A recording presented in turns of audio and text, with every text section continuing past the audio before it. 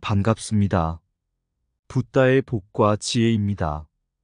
부처님의 진리를 근본으로 한 마음의 청정함이 우리를 이루어지게 합니다. 이 마음의 순수함은 우리를 부처님과 하나로 이어주며 모든 부처님이 강림하실 수 있도록 초대합니다. 우리의 생각과 행동이 부처님의 가르침을 반영할 때 우리는 진실한 신심을 얻게 되고, 이는 우리가 부처님의 가르침을 통해 삶을 더욱 깊게 이해하고 받아들일 수 있게 합니다. 부처님의 사랑과 지혜가 항상 우리와 함께 하길 바랍니다. 자, 그럼 마음이 청정하면 부처님 마음과 하나가 된다. 그 여정을 함께 가볼까요? 한 선비가 부처님께 물었습니다. 세상에서 가장 중요한 것은 무엇인가요? 부처님은 답했습니다. 마음이 청정한 것이 가장 중요하다. 선비는 의아해하며 물었습니다. 그렇다면 부처님께서 가장 중요하다고 생각하시는 것은 무엇인가요? 부처님은 웃으며 대답했습니다. 마음이 청정한 것이라고 했지요. 선비는 깨달음을 얻은 듯 웃으며 인사를 드렸습니다. 한 번은 부처님의 가르침을 따라 산에 올라가는 청년이 있었습니다.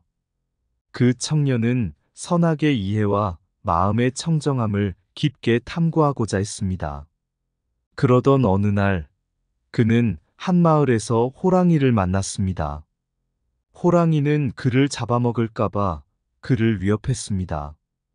그때 그 청년은 부처님의 가르침을 떠올렸습니다. 선과 악의 이해에 대한 깨달음을 얻기 위해 그는 호랑이에게 친절하게 접근했습니다. 그가 호랑이에게 친절하게 말을 걸자 호랑이는 놀랍게도 그를 무시하고 자리를 떠났습니다. 이를 통해 청년은 깨달았습니다. 부처님의 말씀대로 선과 악을 이해하고 마음을 청정하게 함으로써 부처님과의 연결을 강화할 수 있다는 것을 깨달았습니다. 이 경험은 그의 마음을 더욱 깊게 부처님의 가르침과 연결시키는 계기가 되었습니다. 그리고 그 청년은 그 후로도 부처님의 가르침을 따라 삶을 살아가며 선하고 청정한 마음으로 모든 산과 강이 부처님의 가르침을 반영하듯이 자신의 삶 또한 부처님의 가르침을 반영하려 노력했습니다. 마음이 차분할수록 부처님의 가르침을 깊이 이해할 수 있습니다.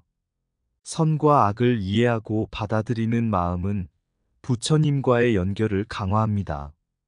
진정한 신심이 있으면 부처님의 가르침이 우리 곁에 항상 강림합니다. 내면의 평화와 청정함은 부처님과의 일체화를 이루는 길입니다. 부처님의 진리를 따라 행동할 때 우리는 모든 산과 강이 되어 흐름에 맞추어 갑니다. 자신의 마음을 깨끗하게 다듬는 것은 부처님과의 결합을 강화하는 첫걸음입니다.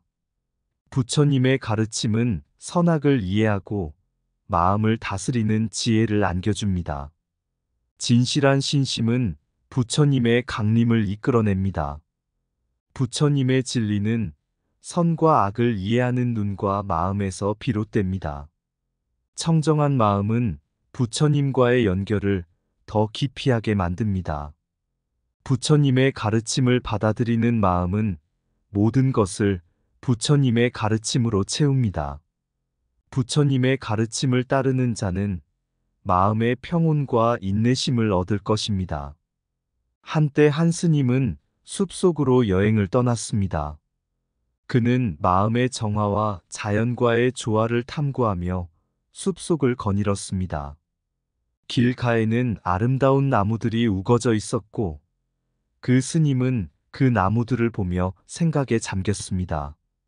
어느 날, 그는 한 그루의 작고 아름다운 나무를 발견했습니다. 그 나무는 현재 죽은 가지들로 뒤덮여 있었고, 스님은 그것이 더 아름다워질 수 있을지 의심스러웠습니다. 하지만 그는 부처님의 가르침을 떠올렸습니다. 마음의 정화를 통해 모든 것을 받아들이고 자연의 흐름을 따르는 것이 중요하다는 것을 알고 있었기에 스스로를 다독이며 그 나무를 사랑하고 돌보기로 결심했습니다. 그는 그 나무 주위를 깨끗이 정리하고 물과 양분을 주며 섬세하게 케어했습니다. 몇 주가 지난 후 그 나무는 뿌리 깊숙이 밑바닥에서 영향을 받아 새록새록 싹을 피우기 시작했습니다. 그리고 놀라운 변화가 일어났습니다. 죽은 가지들이 떨어지고 새로운 녹음이 자라났습니다. 그리고 어느 날 그 나무에는 아름다운 새들이 모여들었습니다. 그들은 부처님의 가르침과 함께 나무에 살고 새롭게 태어난 나무의 아름다움을 노래하며 자연과의 조화를 완성했습니다. 그 스님은 그 순간을 통해 마음의 정화와 자연과의 조화가 얼마나 아름다운 변화를 가져올 수 있는지를 깨달았습니다. 마음의 정화는 자연과의 조화를 이루는 첫걸음입니다. 부처님의 가르침을 따르는 자는 자연과의 조화를 실현할 수 있습니다.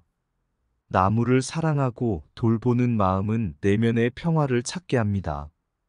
담을 낮게 쌓고 밝은 달을 보는 것은 마음의 평정과 연결됩니다. 진실한 참회는 마음의 어둠을 밝혀 업의 소멸을 이룹니다. 자연은 마음의 순수함을 받아들이고 그에 보답합니다. 나무는 자연의 마음을 반영하는 거울입니다. 자연의 흐름을 받아들이는 마음은 부처님의 가르침을 따릅니다.